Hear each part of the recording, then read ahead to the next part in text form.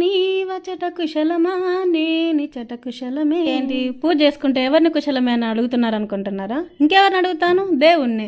మీరచట కుశలమా, మేము ఇచ్చట చాలా కుశలముగా ఉన్నామని దేవుణ్ణి అడుగుతున్నాను. బాగున్నారా మీరు? దేవుణ్ణి ఏంటి కుశలం ఏంటి అని అనుకుంటే ఇంకేమని అడగాలి మరి? ఇప్పుడు బాగున్నారా అని చెప్పి ఎవరిని బాగున్నారా అని అడిగినా అబద్ధమే చెప్తారు, నేను బాగున్నాను అని. మాట వరుసకైనా దేవుణ్ణి అడగం కదా, మీరు ఎట్లున్నారు, మీరు బాగున్నారా అని చెప్పి. మనుషులనైతే అడుగుతాము మీరు బాగున్నారా అని, దేవుణ్ణి ఎవరు అడుగుతారు బాగున్నావా అని? అందుకే నేను అడిగిన. నేను ఇప్పుడు చాలా హ్యాపీగా ఉన్నానని అవతల వాళ్ళకి అబద్ధం చెప్పినా సరే నిజమే అనుకుంటారు. తనకేముంది, చాలా హ్యాపీగానే ఉంది కదా అని తెలుసు మనం ఎంత సంతోషంగా ఉన్నామనేది. ఇంకొకరు మనల్ని బాగున్నావా అని అడిగినప్పుడే మనం ఎంత బాగున్నామో మనకు కూడా అర్థమవుతుంది. బాగున్నామా లేదా, సంతోషంగా ఉన్నామా, బాధపడాలి. కొంతమందికి ఆ బాగున్నావా అని అడిగే వాళ్ళు కూడా ఉండరు. అందులో దేవుడు కూడా ఉన్నాడు.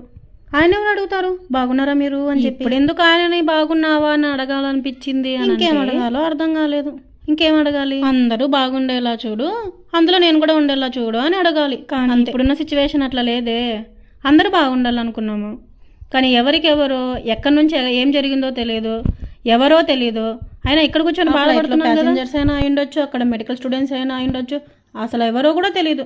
కానీ ఇక్కడ కూర్చొని మనం బాధపడుతున్నాం కదా. కానీ అక్కడ పోయిన వాళ్ళల్లో ఒక్కరు కూడా అలోన్గా పోలేదు. వాళ్ళతో పాటు చాలా మందిని తీసుకొని పోయినారు, ఎవరికి వాళ్ళు. ఇప్పుడు మనం అంటూ చేయగలిగిన హెల్ప్ ఏంటిది అని అంటే, దేవుడా ఆ కుటుంబాలకు కొంచెం ధైర్యాలకి ఇదంతా తట్టుకొని నిలబడగలిగేంత శక్తి నువ్వు.